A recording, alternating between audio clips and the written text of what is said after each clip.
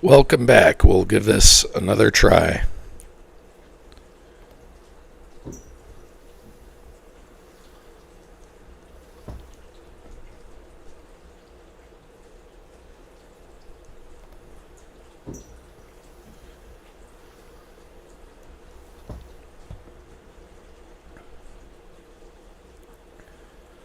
Letting my channel catch up here.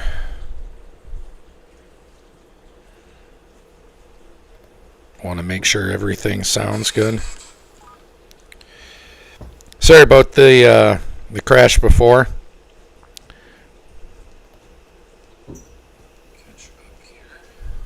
All right. How do we look? Want to make sure everything sounds good. Sorry about the crash before.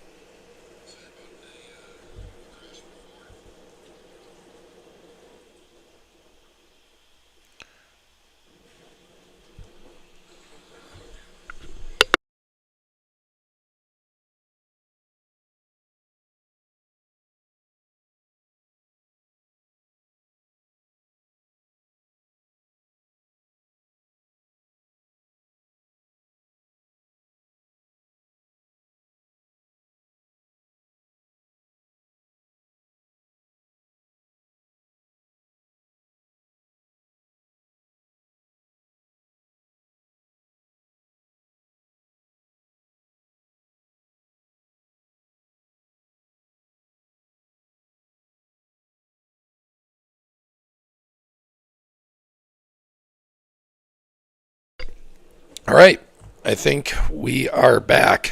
So I restarted the computer, cleared some things. Hopefully that works. If not, sorry. I will try to do a regular video for you guys. But welcome back to Market Psychology 101, where we look for value in the markets when there's fear and are cautious. Oh my God, my sound is on my phone. And are cautious when there's greed. Yeah, we're starting off great today. Fear and greed, the stock market, we were getting close to neutrality, but sticking around in fear.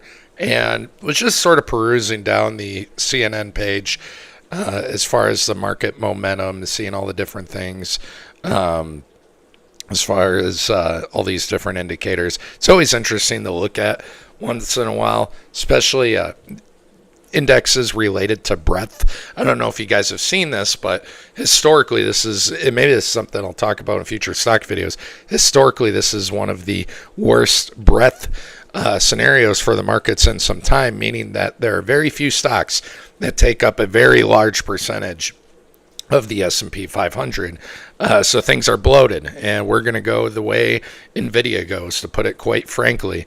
So anyways, just thought some of those indicators were interesting, looking at crypto fear and greed, because let's be honest, it's what many of us are here for, and we are still down into fear. Now, I have made the contention, I think I did a video on fear and greed a couple weeks ago, maybe it's early last week, I forget, where fear and greed is usually a leading indicator, all right? Or I find it can either be correlated 1-to-1, but is usually a leading indicator. You can see the 4 times, we've only had extreme fear 4 times this cycle. Now we had it before the very bottom that was put in for the cycle. So here you see mid-June of 22. Obviously we know that the very bottom was in November, December, the FTX crash, all that. We had extreme fear here in August. That was the yen carry trade unwind. That was a 1-to-1 correlation. We had extreme fear in March. Now that was a little bit of a leading indicator because we had the tariff scare 1.0. I'm not sure what I want to call this one yet. Tariff scare 2.0. Trump's talking about how a deal with China's close to being done, and the government shutdown, if that gets solved anytime soon, that'll be bullish for the markets. We had the largest crypto liquidation event ever, and we're still above the 50-week moving average, which is bullish. So I don't know what you want to call this one, tariff scare 2.0 or largest liquidation, whatever. But I do believe this may be a leading indicator. Now, what I do like, when I like this 3 month right here, we've been in this trend of lower lows, lower highs. All right. Maybe aside from here, of course, but lower lows, lower highs overall. What do we see starting to form here? If we can get a bounce from fear, we are seeing higher lows. And I think if we start to see higher lows, this could be confirmation that sentiment is flipping. Now, I don't know if you guys go on X or are looking at any places crypto related on Reddit, Discord, but I do once in a while. I try not to. I try to ignore the noise because there is a lot of bearishness out there, a lot. And it kind of blows my mind because, what did the Fed just talk about? They just talked about how they did another 25 base point rate cut. We know that's bullish. That quantitative easing is returning in December. That's bullish. Gold is at all-time highs, and historically, I did a gold special video recently, and we looked at when gold starts to chop a little bit, consolidate, pull back, call it whatever you want, that's when we can see rips in the stock market. So gold is higher than ever, and that is typically bullish for Bitcoin. So let's pull up gold since we were talking about that. Hit that 3618 perfectly, and it's already pulled back an amount that's larger than pullbacks we've had in the past when we've seen Bitcoin go on a tear. So gold, let's do this. How about we overlay Bitcoin? Let's take off the moving averages. Let's simplify things. We'll go to the monthly. I say that in the form of a question. Let's do this. This is one of the big arguments out there, that gold peaks, comes down, Bitcoin peaks. This was the 30% drop. We're not going to get too much into charting it here. Gold, I have these vertical lines to make the argument, which one do you want to call the peak? Because Bitcoin really ripped here. You see it even more so on the weekly. But from this gold top, Bitcoin started to rally 2022 from that local top. So that's bullish for Bitcoin.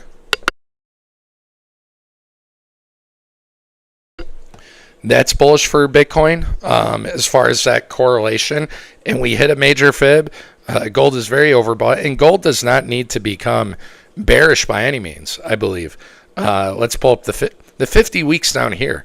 You can love gold, hate the inflation situation, the lack of fiscal conservatism, to put it lightly or mildly.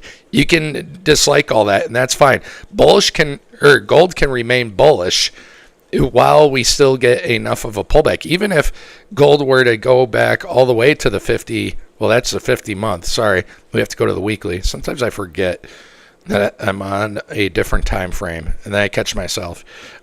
Gold can have a 25% pullback, 20 to 25% pullback, and still be bullish. And the largest pullback we ever got for gold was 2014. Yeah, 2013, 2014. So that's bullish. Quantitative easing is bullish. We still have Bitcoin in the background, which I'm happy to keep up here because here's quantitative easing. All right. There was that Bitcoin top right here. Let's take off moving averages right now. I want to change Bitcoin's color so we can differentiate. Bitcoin will go green. Why not? So here's where quantitative tightening ended last time. And of course, massive amounts of liquidity injected. I don't think we're going to get this. I hope not. But obviously that's what led into the meme coin mania, Wall Street bets, pump it up, all that. You guys know. But we see the quantitative tightening coming to a landing here at the 100-month moving average again. We've been calling this for over a year. Watch the 100-month moving average. Here it is. So quantitative easing's coming back. Gold may have potentially topped. I don't think it's topped macro-wise. We only need gold to top locally. The other factor that we need is We have to go to interest rates. USINTR. I'm externally processing. And so here's the interest rates right here. The Fed just cut by 25. That's what this reflects. Okay, another 25, 50 overall. And that's been overall bullish for Bitcoin. But again, what's the sentiment out there? Here is massive rate cuts, COVID, all that, of course. What's the sentiment out there? Do you guys see it like I see it? It is bearish right now, which blows my mind. It is very bearish. We're still very green on the monthly, okay? And we've been green for a while. We might get a few months of red. I don't care. The one thing that a lot of people, I think here's why there's a lot of anxiety right now. Because we have this thing known as the 4-year cycle, all right? I want to get into this today. I hope that's all right with you guys. And if you have any questions, comments about alts or whatever, comment them below. But I want to talk more about the 4-year cycle. Let's take a good look at this, right? What is the 4-year cycle? If any of you are new to this channel. Well, the 4-year cycle is the argument that every 4 years we have a top. And it's usually in the post-halving year. So here's the Bitcoin halving. Half the amount of Bitcoin gets mined, something like that. And that's another thing. I'm not going to get too much into it now. But yeah, after each halving, they say, well, that's bearish for Bitcoin miners because they can only make half the profit. And then the bullish argument is, well, there's decreasing supply, so that's going to drive up demand. And only the bearish news comes out when the Bitcoin miners are dying because they don't want you to buy the bottom. And only the bullish news comes out when they're pumping. So, that's why I try to stay off the news. Anyways, 4-year cycle. Every post-halving year, in sometime in Q4, we get a top. November of 21, that was the last top. If you weren't here for that cycle, I was. I've been here since 2017, since the summer. December 2017, 4 years before 21, we had a top there. Cool. 4 years before that, December 2013, we had a top. Oh my God, there's a pattern. What happens when there's patterns in the market?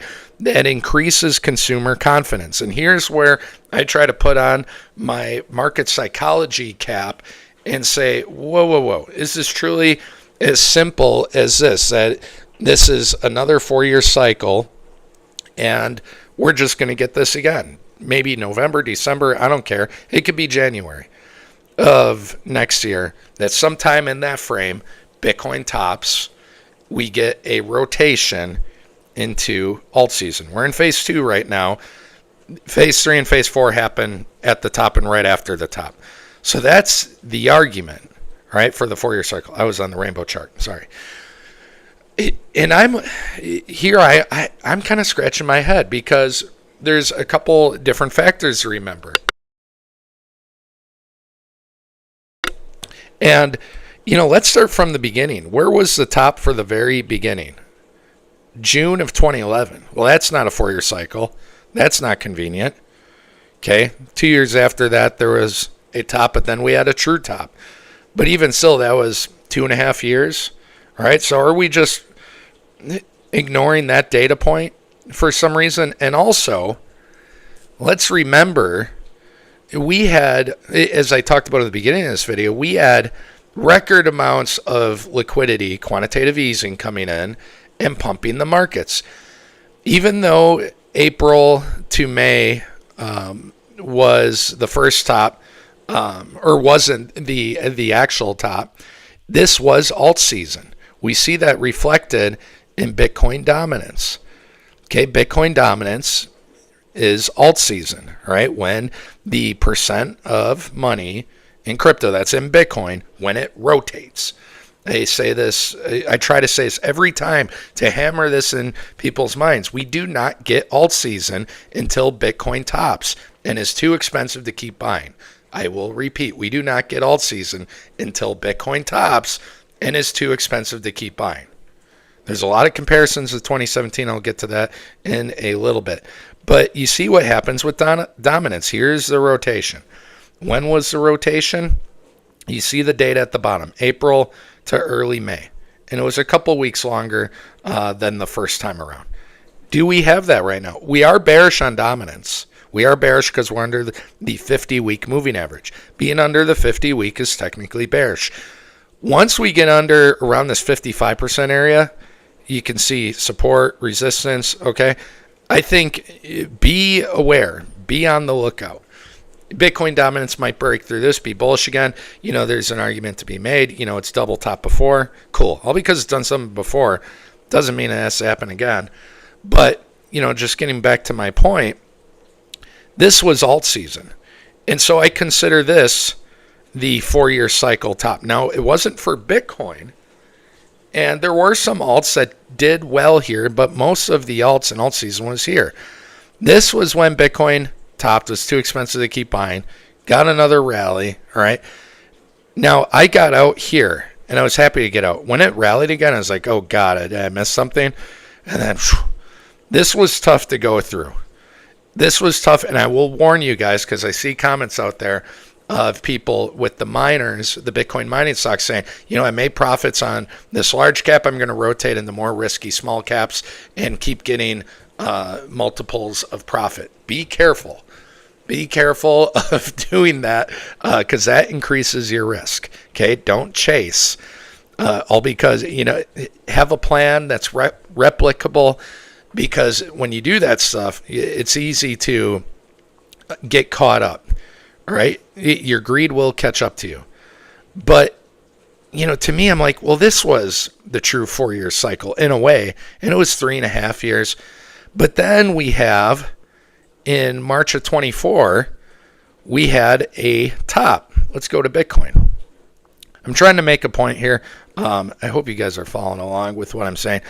This white line is the halving, by the way. You can see right there, April 24. Let's go to the rainbow chart. Okay, April 24, you can see halving right there. We're on the same page. Cool. Technically, we topped in March of 24. Are we going to ignore this? Now, I've said many times, as far as charting-wise, charting alone, even if we get a wick, I don't respect that move because I want candle bodies closing above, making that former all-time high line into support. It was resistance, but technically that was the all-time high. So 4-year cycle, we had, here's where I'm sort of going on the offensive against the 4-year cycle narrative. 4-year cycle, we had alt season here. Here's the nice, put a bow on it, 4-year cycle top, 4 years from 2017, 3 years, 11 months, whatever. Everyone's happy. But then we had another high before the halving. So technically, the cycle top is between the halvings, is it not? So which is the 4-year cycle? Is it this? Is it this? Or is it this? Is it the alt season top? When Bitcoin tops, it's too expensive to keep buying. Is it the Bitcoin top? Yay, great. Or is it the technical top before the halving? And it's okay if you have a different take on it. Maybe you believe, hey, it's 4-year cycle, it's this. And that's fine if you believe that. All I'm trying to do here is propose or show you data that says, wait a second. Last cycle, the 4-year cycle got all jacked up. We had 3 different cycle tops. We had this top here. That was alt season. Okay. And 4 years from that is long come and gone. All right. That one's come and gone. Okay. This 4-year cycle, it's coming up. And I think this is what's increasing people's anxiety. Because as far as the charting goes and the indicators, the data, it's looking very possible, increasingly likely, that there is or the chances are becoming higher as we get closer to the 4-year cycle, Q4 25, December this year, that we might not have the Bitcoin top we want. 155, 200K, all these, predictions that were made long ago. We might not get that. That becomes an increasing probability. We can't say it hasn't happened or won't happen because we're not there yet. with the rate cuts in QE, December might just go crazy. January, if we hit 155K plus inside of December or January, then you can say, okay, 4-year cycle intact, great, fine. But it's possible we might not get that. And that's okay. What I'm trying to propose to y'all today, I've been thinking about this a lot, and this is where I see the most people get into trouble in the crypto world since I've been here in summer 2017. I see too many people get sucked into patternistic type thinking. Now, there's a difference between data and patterns, okay? Here's data of seasonality, okay? And November, or actually, let's take a look at October right now.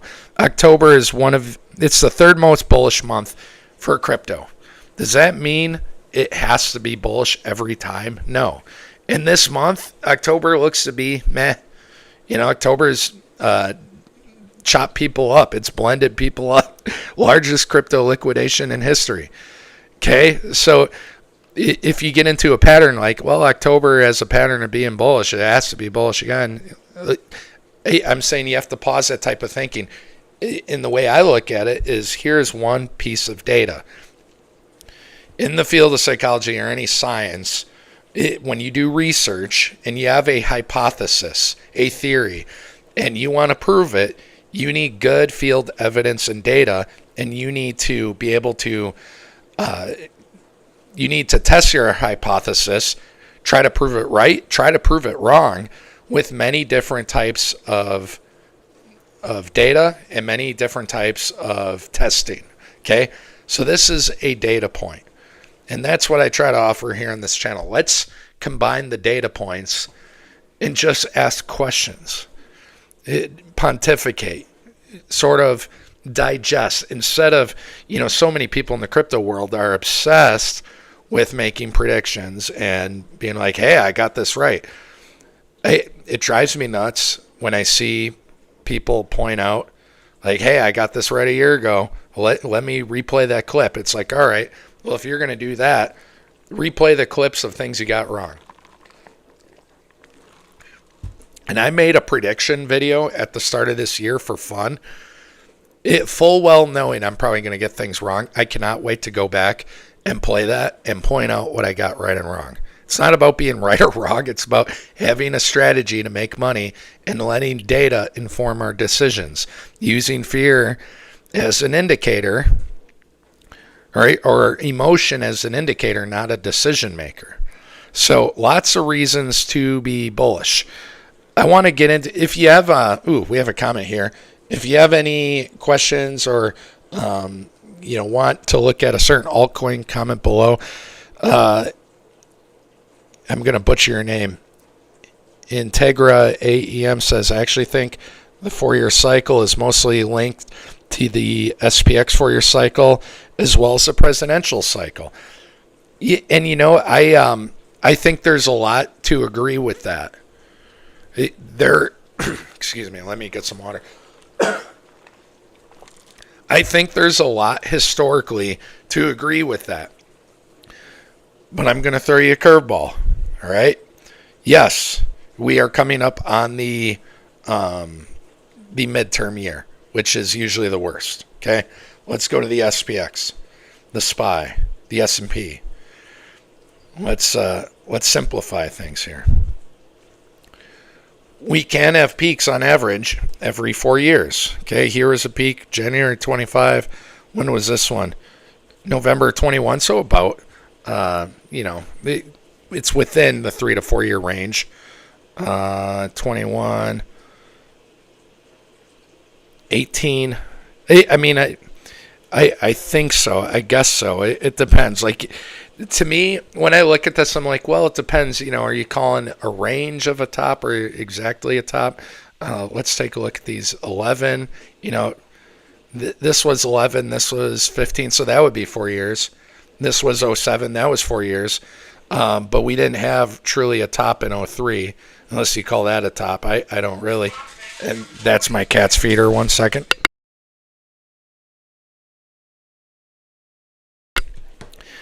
But here's what I want to throw at you, is this right here.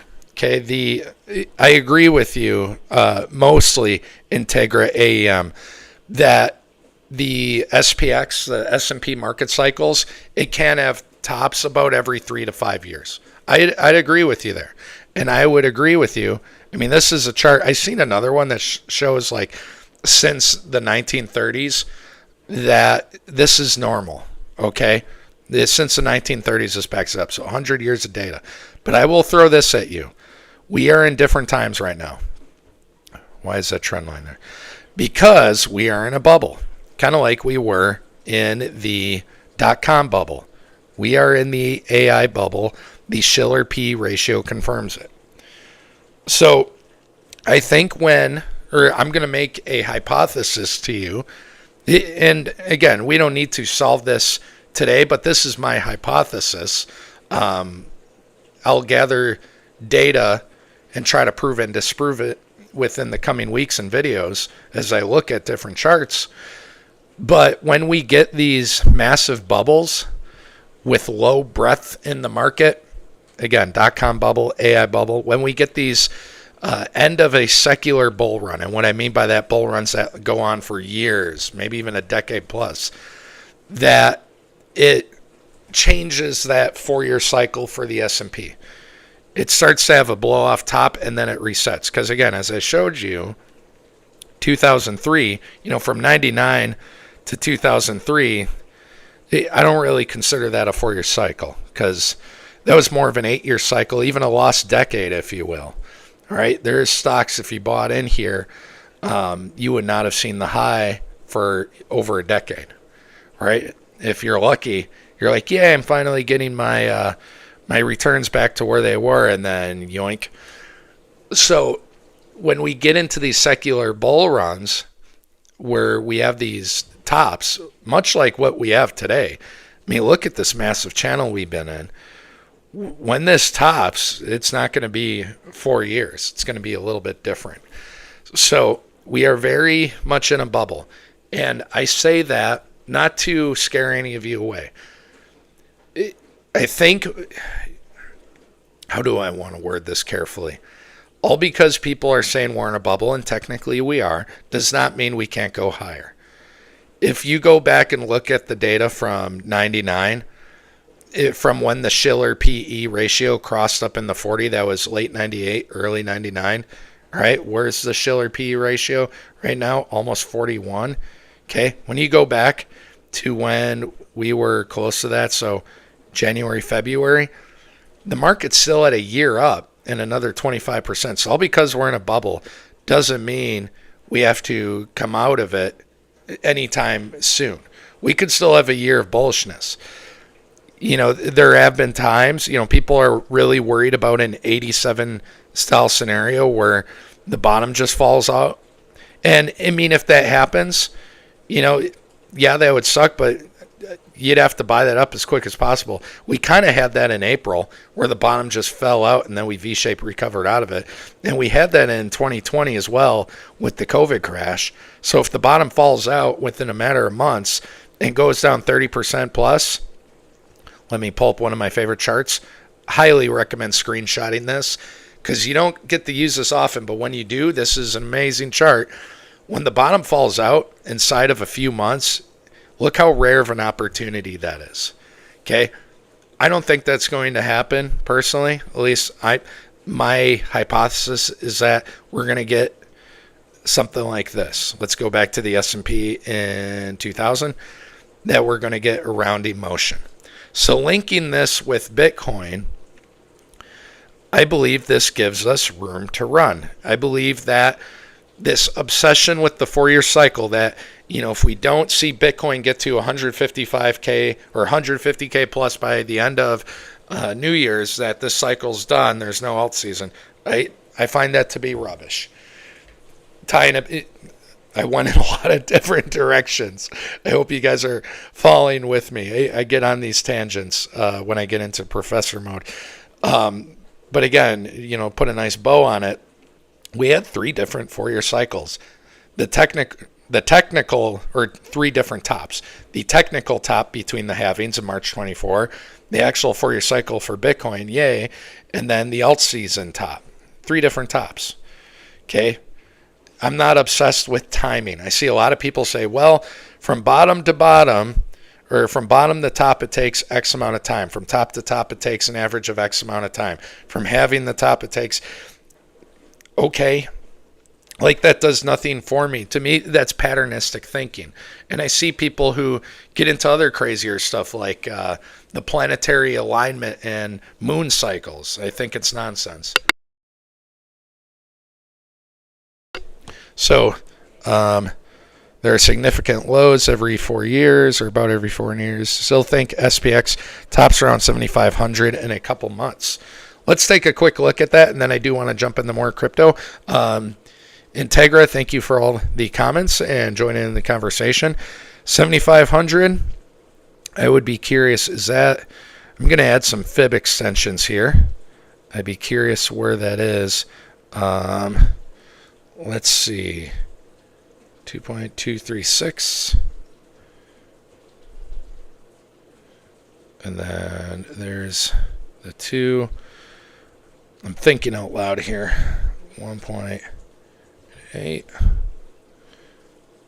You said 7,500. Let's just do 2.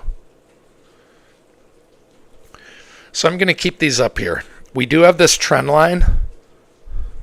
Let's try to correct that if we shall. Because this cycle, this secular bull run, you see this channel we've been in since the great financial crisis. This is the upper area of that channel on a log scale. It seems crazy, and we hit it in 2021 up here. I'm not saying we will again, but I'm looking for something possibly close to that. 7,500, I think, is a good guess. I remember talking, since I made this channel, talking about the fib extensions for a while, saying 7K S&P, and look where we are. We're at that major fib extension. So following that trend line, can we get to 7,500? I mean, yeah, I do think it's very possible. If all of a sudden we break above this trend line and start moving upwards, anytime there's an ascending trend and you break above it, that's euphoria. That's euphoria. And what you might see, this is, I like this chart, percent of stocks above their 200-day average. Let's go back to 21. Look at this nice bubble top we had there. 91% of stocks were above their 200-day average. Crazy. Usually we have local tops around 70, high 60s. And .com bubble, I know we've looked at it. Oh, yeah, it doesn't really show that. That sucks. I was hoping it would, because I'd be very curious about that piece of data. Let's get more into Bitcoin. If you have any requests for certain altcoins or data to look at for crypto, please let me know. I just want to run through this, and we're going to go down the line of... I want to get back into the conversation about the path to alt season, this flow chart, and see where we are at today, because we are in phase 2. But going back to here, here's the line in the sand for me. We have the 50-week moving average. We have this channel. If we make a higher low, I'm fine with it. We have the 1618 fib extension. Let me do this here, which is right at around 102K. So we have a convergence of 3 very important pieces of data. The major fib that was once resistance, okay? It was resistance, tested as support. Remember, we're looking at candle bodies, not wicks. So maybe we're going to test that again. The 50, the 1618, and the channel. We might. I do not mind the level we're at right now as I'm looking at altcoins, and I still believe in alt season. Okay? I'm going to live and die by that. But we hit the 200-day moving average. Under the 200-day is the 50-week. So this could be a potential area for a bottom, the 108.4, I guess we'll call it. And again, we might get wicks, but I look at candle bodies. But these areas I don't want to miss, especially when we're in extreme fear, especially when I see bullish macro factors out there, such as gold, the way it's gone. It tells us a lot about future inflation, quantitative easing coming back. That's going to be inflationary. All these, whether you are skeptical about crypto utility or not, what do we know about Bitcoin? What is the one thing we cannot deny about Bitcoin is that it being a non-inflationary asset has been its greatest strength. And as the government does things that are inflationary, quantitative easing, further rate cuts, gold showing us a signal, as all these inflationary factors come back, that's macro bullish for Bitcoin. And again, this is why I want to get away from the 4-year cycle stuff, because we are in a secular bull run, and maybe it takes 5 years, 4.5 years, 4 years, 3 months. Okay? Until the data shows us otherwise, I think we have to follow the data instead of the narratives here. So I like these two levels. Let's see. A couple more comments. I recently rotated my Bitcoin mining stock bags back into Bitcoin. I think the fear factor got me. Yeah, let's get into miners here in a little bit.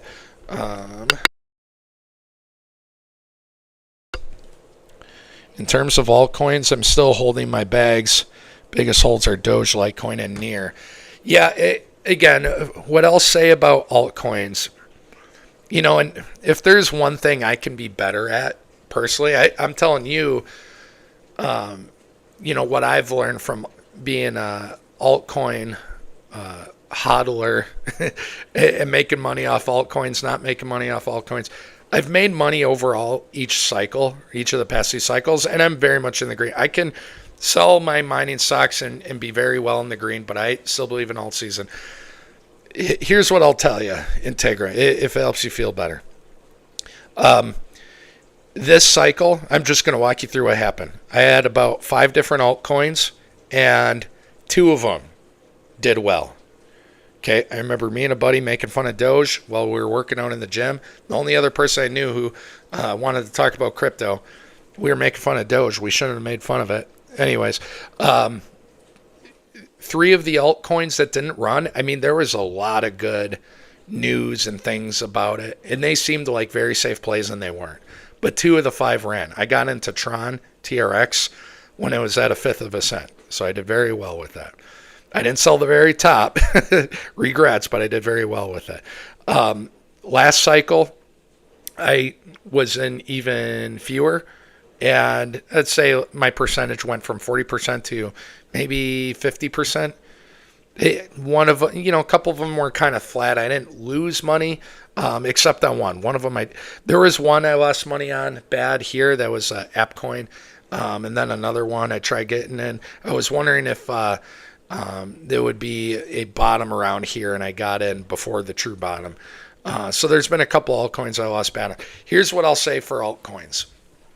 What I'm trying to get at is the whole point of altcoins is, in my opinion, trying to find a good altcoin, okay? And crypto's an ironic space, which makes it tough. When stuff like Pepe, Doge, Trump, whatever, dog with hat, fart coin, all that stuff can run. It's for gamblers, and you don't know what's going to be hit. So I try to find the lower risk stuff, I'm not in Litecoin, but like a Litecoin or a Near, or even a Dogecoin, if you will. So if your altcoin is chosen, how do I phrase this?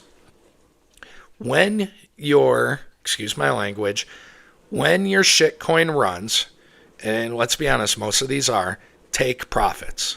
I think that's the best way I can put it. I'm trying to share from the mistakes I've made.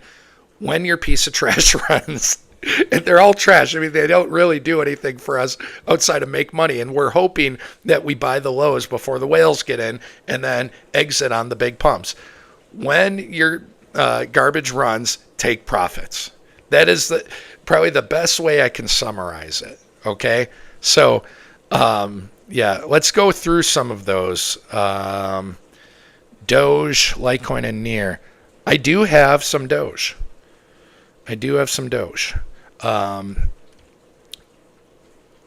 Now, I got Doge when it was, I think, here, because I was waiting for confirmation. We had higher lows. I know it. I bought a couple times. I didn't buy as much as I wanted. And then there was some time in here too. I like confirmation on Doge. So whatever. I have a 2.5x overall. I do like this ascending trend line, but you don't want this to break. Okay, you see these higher highs, higher lows. If this breaks down, that's going to frustrate people. That's going to frustrate people, but that's the thing with altcoins. Altcoins can be detached from reality until we get alt season. And all you're hoping for is for your altcoin to be chosen. If it's chosen, you don't care if you bought it here or here or here or here, because it'll just pop off. Having been here 2017, 21, I was lucky enough to have a handful of chosen altcoins. You don't care when they start to rip. You don't. But you're just hoping they're one of the chosen. That's the biggest obstacle. But right here, hopefully it's an area for some support. We're at the 0.5, the 100 week moving average. That's a lot of great support. But this macro golden pocket, the 618 to the 6.5, if Doge cannot get back above roughly 27 cents, that's going to be nasty. If it breaks below this, I will say, if we break the trend line, here's the one last bit of support. This 200 week. Look at how it likes the 200 week. Doge's love the 200 week. So potentially, a last chance there for Doge. I like Litecoin chart.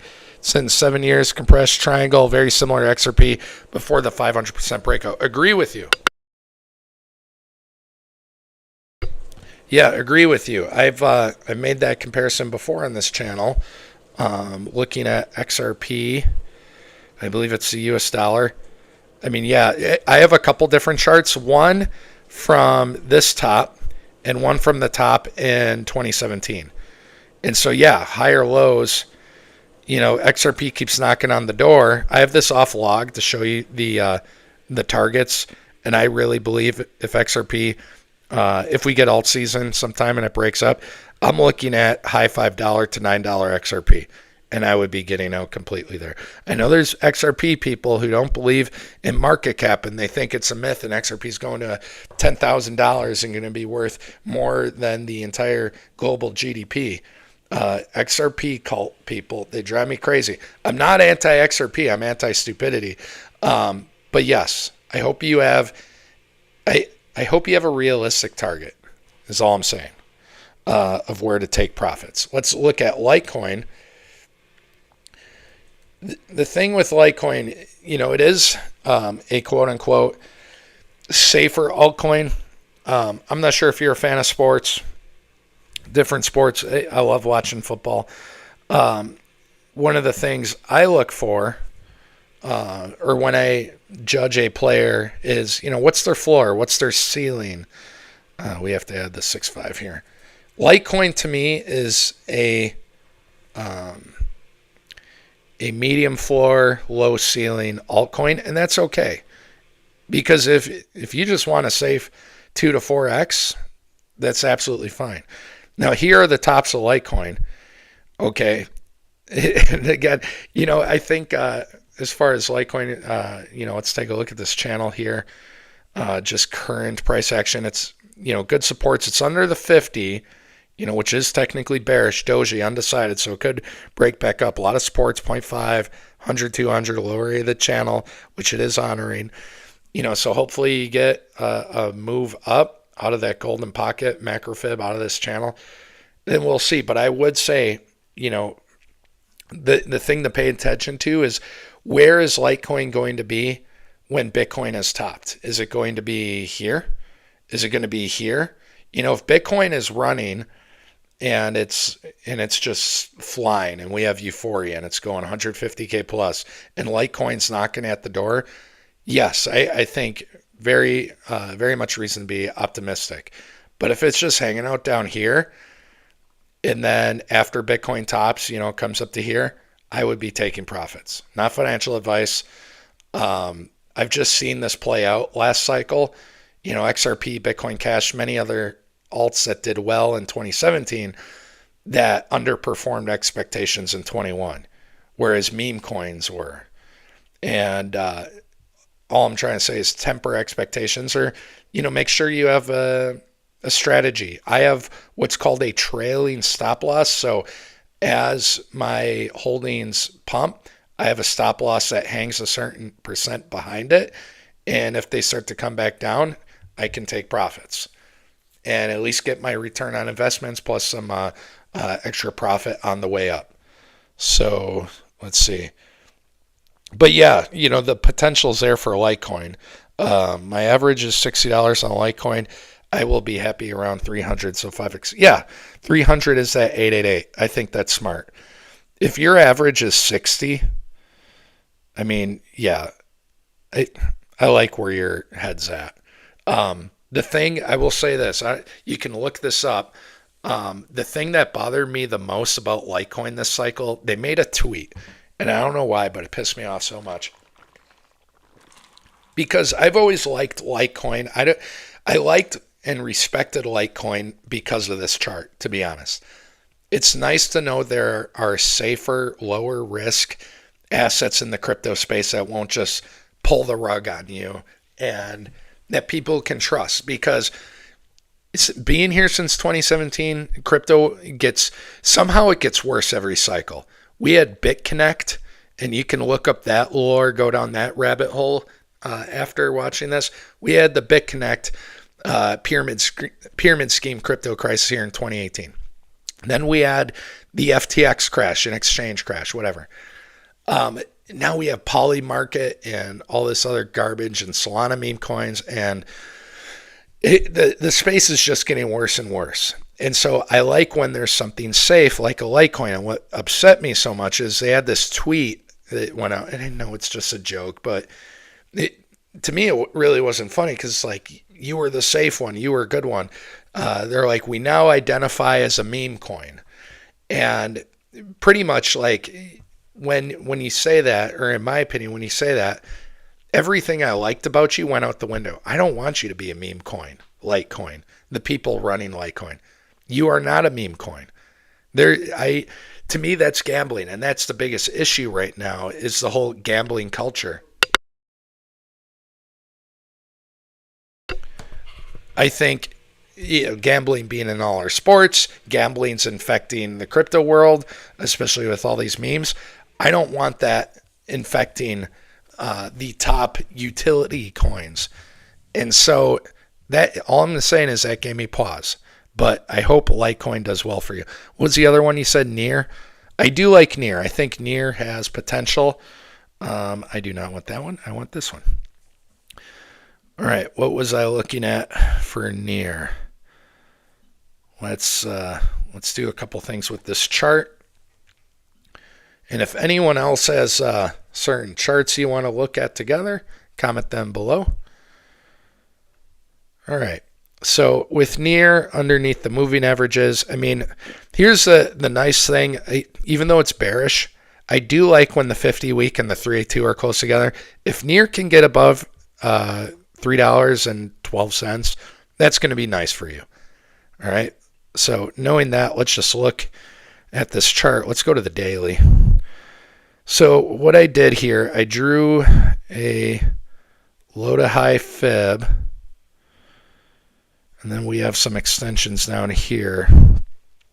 Yeah, Near looks like it's coming down to the macro 236. So if you like Near, this could be an area to pick some up, even though it's bearish. If you're buying Near here, it is based on the research you've done, and knowing that this is at some deep value here. I hesitate to say deep value. Let's just say discount. Is that a discount chart-wise? Because, again, going back to what I said before about mistakes I've made with altcoins, here's a prime example where I did my research. There was an altcoin I liked, and I'm like, man, I'm getting good value, and then it just goes further down and dies. And one of the ways that I try to protect myself, buy signals, Okay. Do we have a weekly or any sort of macro buy signal? No. So it's nice to have confirmation. Sometimes, it's fun to take an educated gamble. And this has happened where I've taken an educated gamble and all of a sudden I get a nice 5x. I don't consider those part of my crypto portfolio. Call me a hypocrite if you want, but the reason why is it's more dinner or TV money. What I mean by that is if there's something around the house I need to replace, or a random medical bill, add a dog who needed knee replacement surgery, over $3,000, and she's young. I didn't want her to suffer. I got into Fetch early, very early, and I didn't get to reap the whole benefits of the entire Fetch pump, but I got in around 6 cents. And when it pumped, I made that surgery money. I said, you know what, there it is. Now, it wasn't one of my my portfolio is what I consider what I'm putting a lot of money into. Not hundreds of dollars or even up to $1,000, but underneath that. And if I get lucky with it, if it pumps, great. I could take my wife out to a nice dinner. I can pay off medical bills, replace a refrigerator, that sort of thing. Get myself, upgrade my wardrobe. I can reinvest it, whatever.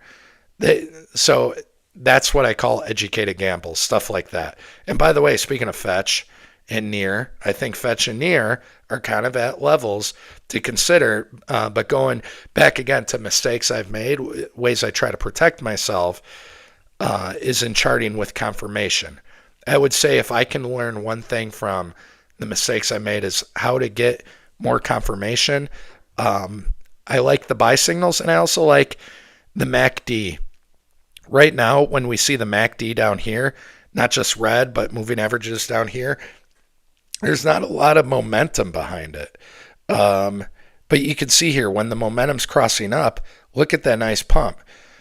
I mean, here's another example. When the momentum's crossing positive down here, look at how well it does. But when the momentum is negative, and I'm talking about the moving averages underneath, that sucks. So you're looking for the MACD to flip positive, buy signal for the momentum to be coming up. I'm just looking for ways to protect myself more when I take quote unquote educated gambles. Near average is 220, so I'm about even now. I'm not adding at this point. Let's go back to Near. I do like some research there about Near. I remember when I was researching before, because we're in the AI bubble, of course, and I just Googled, what are the top AI crypto stocks that Fetch, or crypto stocks, altcoins, sorry. Fetch is one that popped up, as well as Near, on multiple lists and websites. And, it's just it's nonsense. I seen this meme where if you've seen Wolf of Wall Street, Leonardo DiCaprio's character, he says, "Sell me this pen," and there's a guy holding the pen. He says it's AI powered, and that's kind of what I think about Near and Fetch. So if your average is 220, yeah, you are right about even. Again, I'm hoping momentum. You hate to see the MACD stay down here, momentum-wise, and to flip negative again. So, yeah, I would wait for confirmation. I mean, hitting this level of $2, I might take an educated gamble on it, a few $100 or something, and just say, hey, you know what? If this is one of the chosen, if it gets sucked up in the AI stuff, great. Because just going over to a few of the big Bitcoin mining stocks, Iron very much got sucked up into the AI craze. Look at that momentum in MACD. Hit that 2618. But I mean, look at this. And again, look at the MACD. I love this. When the MACD flips positive and momentum's flipping positive, you can buy Heikin-Ashi confirmation. You can buy MACD confirmation. You can buy momentum confirmation. Would you care if you dollar cost average in at 11, 9, and 6? So that's an average of around $9. Yeah, I mean, you'd be very happy right now. But this one got caught up in the AI craze. And anytime I'm looking at these Bitcoin mining stocks, I'm like, oh, yeah, they're partnering with AI cloud service. Guys, I promise you, after this bull run, this cycle, all that stuff's going to go away. When this falls 90%, if you're holding a bag, you're going to be asking the question, what about the AI cloud service? So I'm just, again, trying to ground our brains in the reality here. MACD flip positive. Look at this. $3 or $2.50, $3.50. The momentum flipping positive. Okay.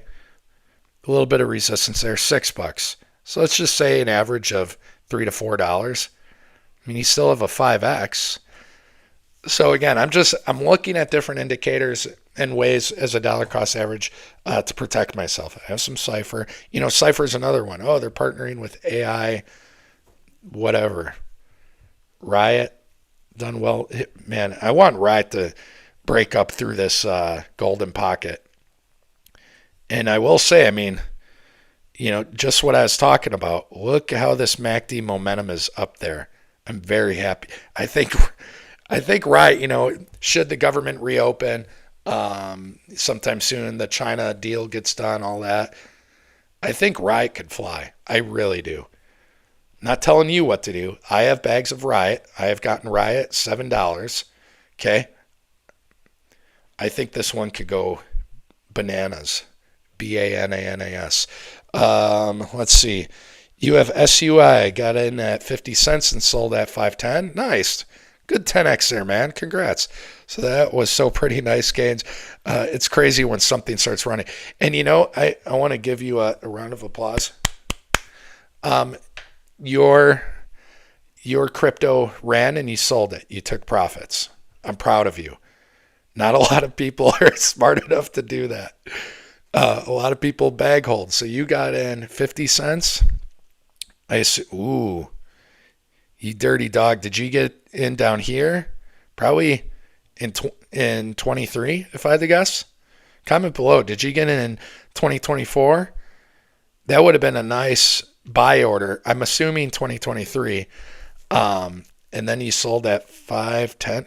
You sold the very top, right at that fib. You sold right at the 2618 fib.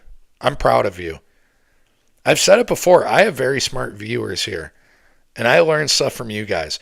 But man, look at this MACD momentum. The momentum just turned negative. The MACD's negative. I mean, again, going back to the confirmation, I do not like SUI and what it's doing here. Now, all that could flip, but something to keep in mind is, I mean, even from this recent run, if something runs 600% inside of, 4 to 5 months, it does a 6x, like it's doing a multiple every month. Yeah, take profits. 57, 58. I'm proud of you. I sold iron at $22 after buying at $5.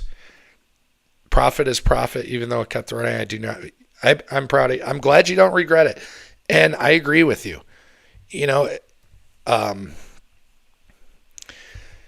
So yeah, profit is profit. If you get a 2x inside of a year, go back to the famous Warren Buffett saying how most people can't beat the S&P. If you get a 2x in a year, that's amazing. Because think about it. If you 2x $1,000 every year, you're going to have $1 million in 10 years. Who would not love that? But how many people actually do that? So again, double 1,000, you have 2,000. Double 2,000, you have 4,000. If you double up from 1,000 10 times, you're over $1 million. So yes, I agree with you. $22 was right around, well, the fib's off log scale here. I'm curious which fib you sold at. Let's put on log scale. So right above the 888, near all-time highs. That's awesome. What I would ask you then, if there's something, again, great job. I'm wondering if there is, maybe inversely, how I'm talking about protecting myself buying. Here's another way I can get better, and I think this would go for you too. I'm just proposing a question. I'm not attacking you. What would be a way you could protect yourself to get more profits? Could it be waiting for a sell signal, a fib, the Fibonacci number. I don't know. But just so you could keep getting profits. I mean, I'll share an example with you. NVIDIA. You're going to love this. I got NVIDIA and Palantir when it was down here, late 22. I'm very happy. I did not sell the very top of NVIDIA. I sold when it was doing the stock split, something around 130 to 140. Okay. And yes, it's at 200, first stock ever to get over 5 trillion. But here's the thing, from 140, let's turn off the MACD here. From 140, where was it? We'll just go here because I believe it's somewhere around there. It's ran up another 50%. Great, wonderful. Here's what I did with the NVIDIA profits I got over a 10x from, or about a 10x. Again, I'm thinking of it in terms like this. Stock split, and inside of, in 2 years, it ran up 11x. My thinking was this. That's more than good enough. I will rotate that into other things I've researched, Bitcoin mining stocks, and see what happens. And so in crypto, and you're getting an insight into my risk and what I do. In crypto, people are like, you just need to find the right altcoin that might 100x and you'll be good. Guys, I got your 100x right here. I took my NVIDIA and Palantir profits and I rotated it successfully into mining stocks. Talk about mining stocks every week. I know how tied they are to Bitcoin. Okay? Now, Mara, obviously this piece of crap needs to wake up. But I have Riot, I have Wolf, I have Cypher. I'm very happy. Okay? I did some educated gambles on Hive, Bit Digital, Bit Farms. Okay, small money, but I'm very happy. And if you rotated from your NVIDIA or Palantir into Cypher, there's your 50 to 100x. But again, do your research. Don't chase. I've been doing my research. Mara, that 3-year consolidation is crazy. My fear is Bitcoin 4-year cycle ends if Mara crashed to single digits. Yeah, that would suck. While we're on the Mara train right now, Mara has been the number one mining stock for the longest time this cycle. And yes, it had stock dilution since the top of last cycle. But, again, just even look at market cap. I could see Mara getting back into the 20 billion range within the all-time high. But what I'm looking at is just mining stocks go the way Bitcoin goes. I've shown you guys this in many videos. If we overlay Bitcoin, mining stocks run with Bitcoin. Okay? And this is a big reason why I've made money off mining stocks, is knowing this and sticking with my hypothesis with a lot of data to back it up that Bitcoin is not topped yet. And to me, Mara being one of the top mining stocks, and you can make the argument, well, it's not one of the chosen. Okay, that's possible. I'm not ready to throw in the towel yet. Man, if we break above that 618 and channel, and here's what I think is going to happen, or my guess, my most optimistic view is that as Bitcoin is getting near to the top, Mara is going to be somewhere in here around the upper area of that channel, that golden macro pocket, 618 to 65. And as we get that final push to the cycle top, Mara is going to break up and it's going to go parabolic. That is what happens with these mining stocks. You can see that. As we get on our way to the top, look at how much they rip. I think Mara is kind of waiting right in here. And then as it gets up there, as soon as we have maybe a month or so left, boom. Look how quick these moves happen. These moves happen very quickly. 3 months. Let's even take a look at Mara. This was last cycle. Let's take a look at this move on the way to the top. That was 4 months. 2017. Let's take a look at this one.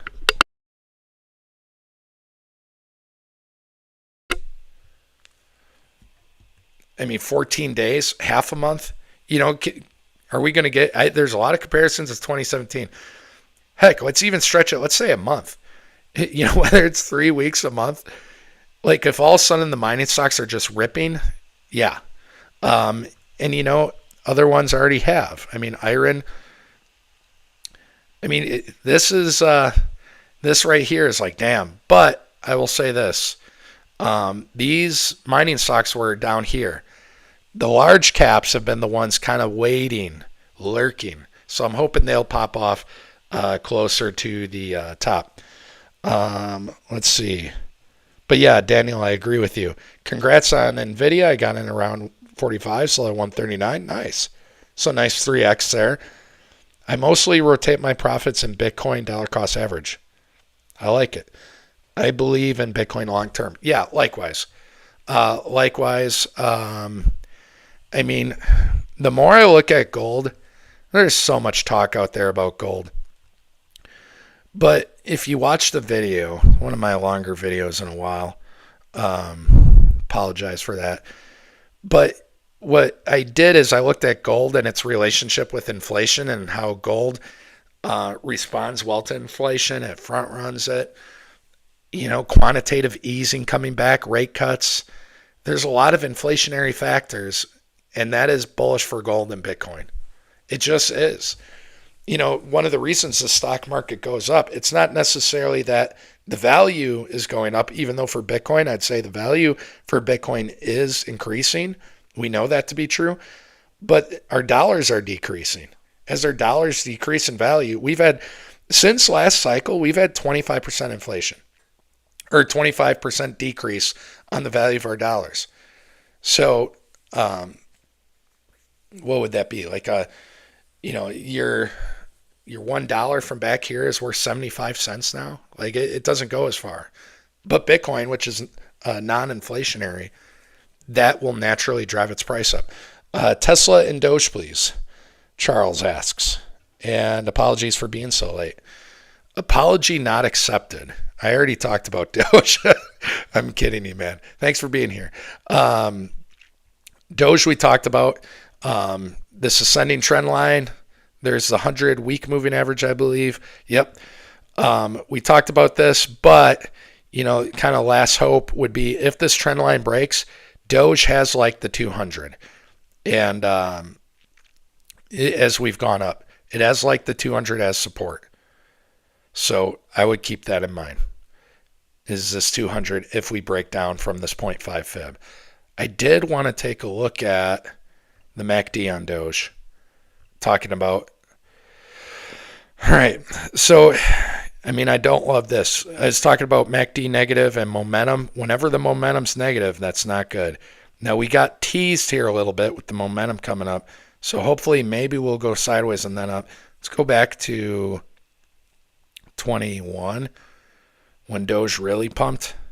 I'm curious. There were some times here where, momentum was negative, came up. Nothing really happened here, a third of a cent. MACD negative, momentum ready to cross negative, but here we go. Momentum was able to stay above, and then boom, we ripped. So, yeah, I would say I do worry about Doge. Out of all the altcoins, top altcoins, and crypto is ironic. You never know. I do worry about Doge the most out of the top 20 or top 10 because it had its time last cycle. All I'm saying is temper your expectations, follow your strategy, whatever it is. But remember, XRP underperformed last cycle compared to 2017. We're going to have that again. Should we still believe in alt season? And then, let's see, you wanted Tesla. Yeah, Tesla recently has been doing well. Meta had a big drop not too long ago. I read something about the reason why they had like a one-time payment thing they had to do or something. Meta, I will say, anytime Meta's very good on the books. If you ever care to get into it, Meta's very good on the books. And when it's had the drops, I got to pivot real quick. I'll get back to Tesla, I promise. Whenever we have big drops for Meta because something fiscal, they're very good on the books. Tesla too. And that's my point. When we get these giant drops, whether you're dollar cost averager, macro person, man, Tesla wants that 888. Are we on? Let's put this on log. We're probably at the 888. Yeah. Ooh, it's weekly. That's looking nice. We have a micro fib and a macro fib. Macro fib, here's the former all-time high. So you want to maintain support at 415. I did want to take a look at its MACD. So let's take a look at the MACD. All right, momentum just flipped up. I think this thing could do another wave up. I like the momentum here. Yeah, Tesla, trade investors love Tesla. Upper area of this channel here coincides with where the 1618 fib is from this high to low, $608. And if we even take the micro fib and look at an extension, we have the micro fib at around 660. So I've been long talking about this 600 to 660 area. I mean, if Tesla ever broke up out of this channel, my goodness. But, keep in mind market cap too. Gold monthly RSI is highest in years. I think digesting this move will take a while. Let's go to that. Because, again, there's implications of an inverse relationship with Bitcoin. And you're talking about the gold monthly RSI. Let's go to this. Some bearish divergence here.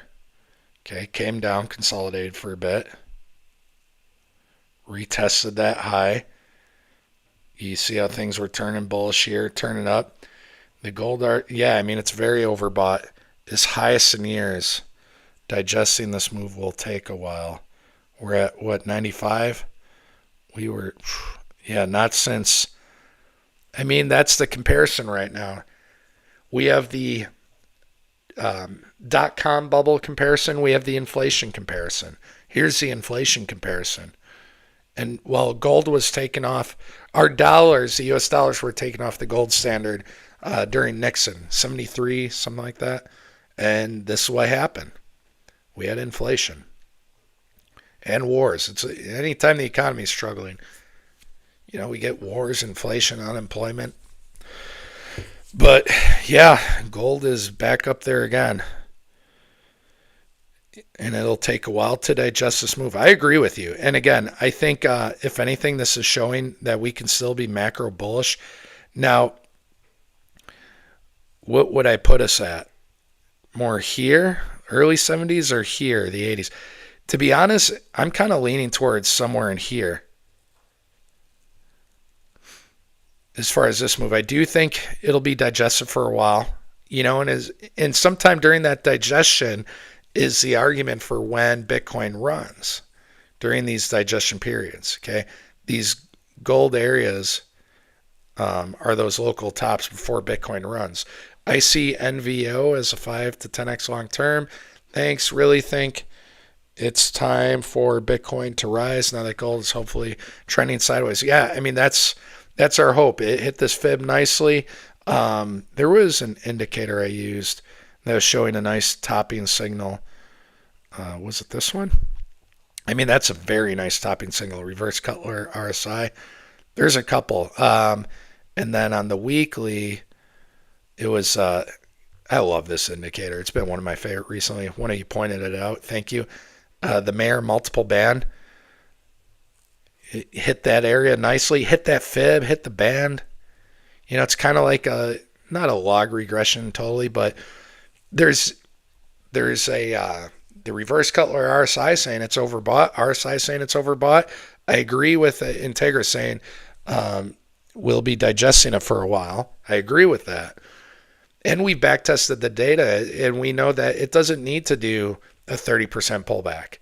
Okay, we've had Bitcoin, consider Bitcoin's market cap to that of gold.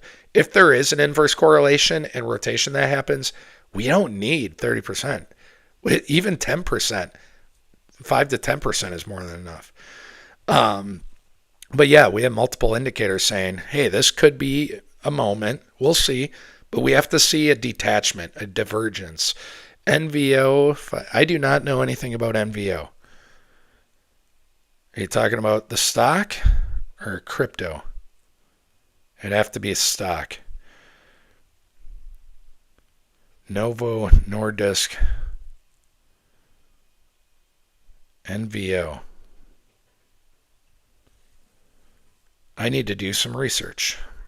I do not know anything about it. Okay, something to do with Pfizer. All right. Yeah, that's historically, after a secular bull run for the stocks complete, healthcare stocks tend to do good after the top, historically speaking. So people are trying to front run. I hope I'm on the right one. People are trying to front run healthcare stocks recently. And usually precious metals run after a cycle top. However, metals have been running because we need all these precious metals for data centers, for chips. So that's been high recently too. I think metals should do good for a while. NVO the stock, put the chart on the 2-month. Do 3-month. How about that? On log, there's a channel that never broke. I mean, yeah, you can kind of see it right here. Just this thing. I see what you're saying. I want to take a look at it through other lenses here. So, yeah, it likes touching that 50. We're on the 3-month scale now. So, this could be a potential bottom. Okay. It likes touching that 50 area.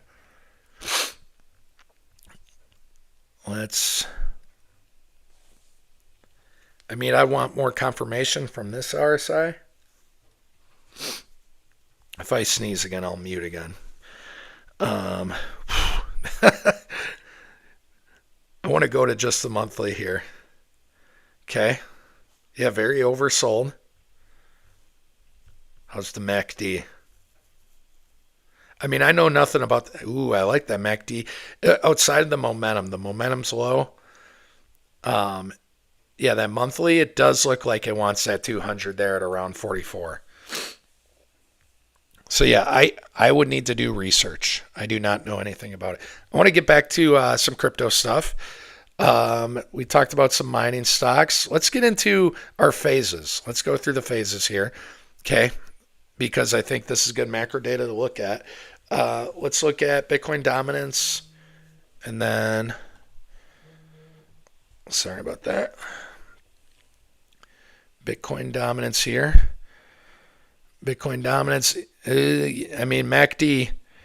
However, I do like that the MACD is low on momentum here, so it might flip positive, but it does not mean the momentum has to flip. For example, momentum's down here. It might flip positive. And this kind of goes along with end of cycle data here. You can see when the MACD momentum was negative, even though it flipped positive and it made that second top, that was the beginning of the end. Overall, the momentum went negative. That was last cycle. Cycle before is negative the whole time. Not really anything to take away from that. We want to see MACD momentum stay down here. Okay? So, yes, MACD might flip positive. We might test that again. That's fine. Okay, we might test some of these high areas again. If this 50 gets taken as support again, I'm watching this momentum. If the momentum can stay down here, it's going to pull it back down. And I'm not an Elliott wave person, but we talk about waves. It might be doing something like that. You want me to draw it? I'm a crappy artist, but here we go. We might just be doing something like this. Okay. I'm just theorizing right now. Let's get rid of that. There we go. Trying to get rid of that. Let's take a look at total 3. I mean, these are altcoin metrics. Again, let's turn on that MACD. Momentum still very positive, okay, even though we flip negative. Okay, we want to see where the momentum is when this move comes back up. But the 888, the channel all right here, possibilities. Let's take a look at ETH Bitcoin. I might be looking at ending the stream just in a few minutes, just so you guys are aware. ETH Bitcoin, man, that momentum just flipping positive. I mean, you guys see, man, I like marrying the MACD to all this. You guys see what I'm hoping for. And, we're above the moving averages there. When ETH Bitcoin goes from 0.3 to 0.5, that is when we get alt season. So I like the momentum. I like everything about this right now, even though we've got support here. Let's go to the, this is my phase 3 chart, which is, let's take off, maybe we'll keep the MACD on. Sorry, doing a couple things here. Should we get alt season, we're going to see this large channel break. Integra was talking about Litecoin. I was talking about XRP as well.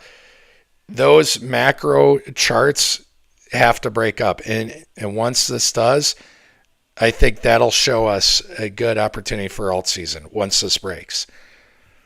Others, this is our phase 4 chart. I mean, it's still bearish here, but, can the MACD, the MACD is slowly building momentum, which I do like.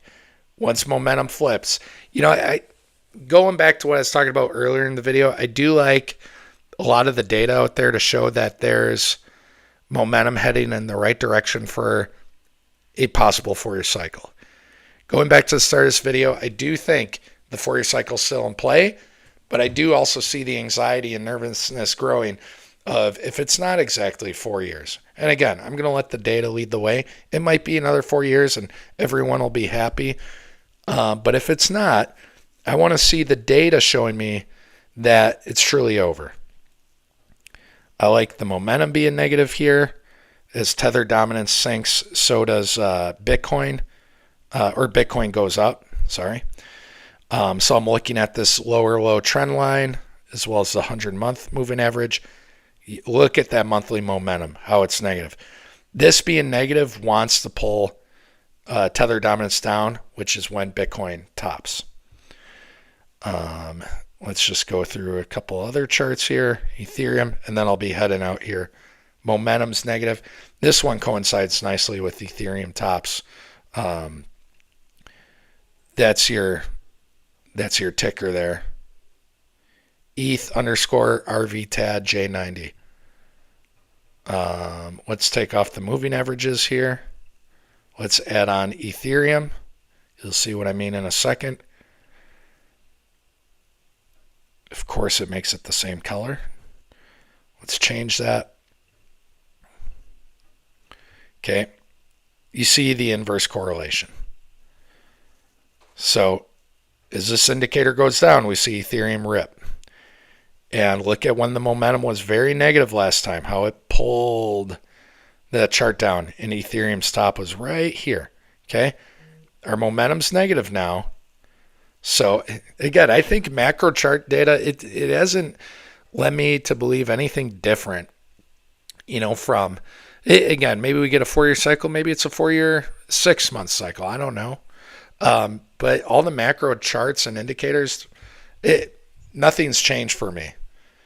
All right. And all because we're getting close to the 4 years, and whether we get it in November, December, or next May, I think all the data is just pointing us in the right direction. Guys, I got to head out. Thank you so much for being a part of the conversation. Integra, Charles, there's another person, Daniel. Appreciate you guys being here. Like doing these live streams, having conversations with y'all. Yeah, I got to credit all of you who are here right now. Other people aren't. If I showed you my channel views, When we get extreme fear, the views go down, and that's fine. I'm fine doing this for free. The fact I get $100 from YouTube every few months is more than a bonus for me. Okay, get to take the wife out to dinner, whatever. But the views being down, us being in fear, you already know what I'm going to say. I think this is a good area to look for deals or discounts on some of your favorite altcoins. And, I'm looking for discounts. And there might be, I'm hoping if we do get this alt season sometime, I could see Fetch or near being some of those AI coins that, possibly go from, I had this top around $3. Could something like Fetch get to like $5? Let me finish with this. I keep eyeing Fetch. I want it to be true. That's how I know I need to take a walk, clear my mind. Could it hit that 4236? Well, technically, yeah. It's in this massive channel. So, yeah, I do like the potential of stuff like Fetch and Near. And I'm not promising anything. There's altcoins every cycle that I put money into that don't do well. And every cycle there's ones that do well. But I'm looking for the AI narrative this time around. So anyways, Tegra, see ya. Charles, have a great day, man. Thank you guys for being here. And yeah, thanks so much for coming along today. Have a great day and a wonderful weekend. Happy Halloween. Take care.